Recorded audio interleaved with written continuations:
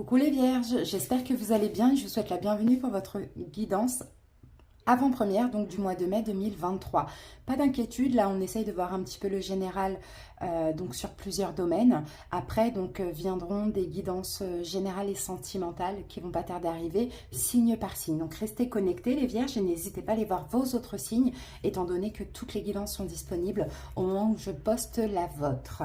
Voilà les amis, on va commencer avec la dominante et après on verra chaque domaine rapidement. C'est parti, on utilise le jeu de votre destin et on va voir l'énergie dominante pour ce mois de mai.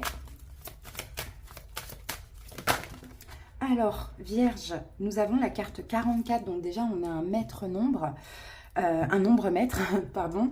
Et là, c'est l'ingéniosité. Cette carte vous dit la vie est trop courte pour vous réveiller avec des regrets.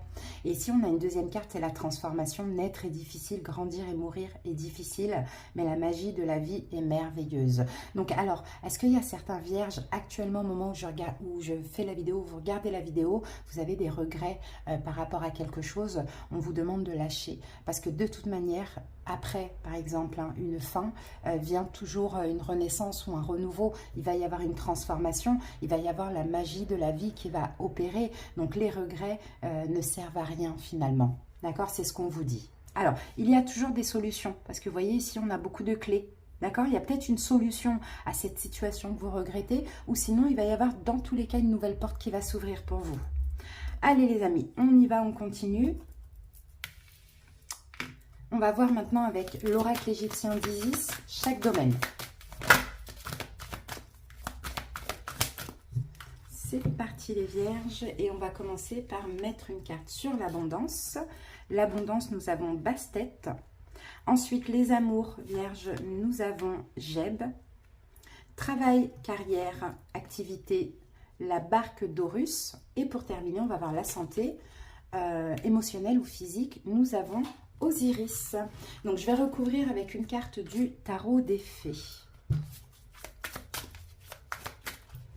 Allez, c'est parti, on commence l'interprétation. Donc, au niveau de l'abondance, nous avons Bastet. Donc, Bastet, la carte parle de joie et de plaisir. Alors, je pense que là, pour certains vierges qui auraient des petits problèmes d'argent, je pense que là, vous allez lâcher prise avec ça pour ce mois de mai. Vraiment, parce que de toute manière, il y a de l'abondance qui ne va pas tarder. Alors, soit vous allez avoir cette intuition, cette conviction, et ça va vous permettre vraiment d'être dans l'attente. Peut-être qu'il y a une attente, peut-être qu'il y a un lâcher-prise, peut-être qu'il y a des regrets, je ne sais pas, peut-être que vous avez un petit peu trop dépensé ces derniers temps, il y a quelque chose comme ça.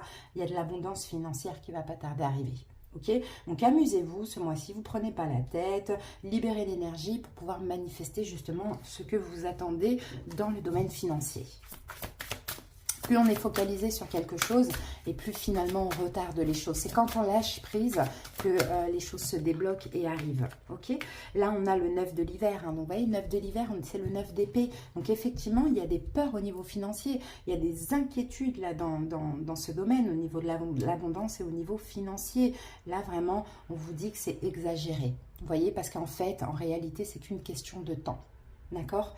Donc voilà, profitez de la vie, faites-vous plaisir, pensez à autre chose et laissez le temps passer. Moi, j'ai à peu près juin pour ceux qui attendent peut-être quelque chose au niveau financier, les amis. Maintenant, on va voir dans le domaine amoureux. Donc, on a Geb, les préoccupations terrestres. Donc, vous voyez, j'ai l'impression qu'il y a certains vierges ici qui ne sont pas du tout focalisés sur l'amour parce qu'effectivement, vos préoccupations à vous, ça va être plus pour ce mois de mai, financier et professionnel ou tout autre, achat et compagnie, projet, tout ça. Donc, pas du tout focalisé sur l'amour. Pour certains, effectivement, vous êtes peut-être séparés physiquement de votre autre. Peut-être qu'aussi, vous allez avoir le besoin, pour certains, pour les célibataires ambigus ou les triangulaires, de prendre du recul parce que vous avez d'autres choses à penser. Vous voyez, ou pour les célibataires, complètement célibataires, bon, pas préoccupés du tout sur l'amour. En tout cas, pour ce mois de mai. Alors, qu'avons-nous ici? On va prendre cette carte et on a la reine de l'automne et qui est d'ailleurs votre carte à vous puisque c'est la reine de denier. Donc j'ai l'impression que vous voyez que ce mois de mai, ce qui va vous préoccuper, c'est ça. C'est financier, professionnel, projet, mais c'est aussi vous occuper de vous, de votre santé, de votre bien-être, de votre maison, etc.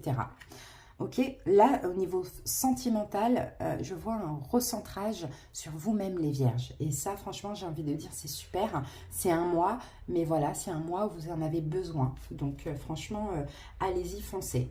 Maintenant, on va aller voir dans le domaine donc professionnel projet. Et on a la barque d'Horus qui parle d'union sacrée. Alors effectivement, on peut avoir une union professionnelle. Si c'est le cas, vous êtes dans tous les cas destiné à être où vous êtes là professionnellement parlant. On peut avoir des unions, des partenariats aussi concernant des projets. C'est sacré, c'est protégé. Donc franchement, si ça arrive, foncez. Clairement, c'est ce qu'on vous dit. Pour certains, peut-être qu'aussi, je peux voir chez certains vierges un travail peut-être en tant que guérisseur spirituel ou coach, quelque chose comme ça. D'accord ? En tout cas, ça avance professionnellement aussi, hein, c'est ce qu'on me dit. Et ici, nous avons les amants. Vous voyez, là, je peux voir aussi des vierges, pourquoi pas, qui travaillent en couple. Ou sinon, vous allez trouver le job qui vous correspond, votre mission de vie pour certains. Mais sinon, encore les amants, c'est aussi des partenariats professionnels ou par rapport à des projets. Ça, c'est super.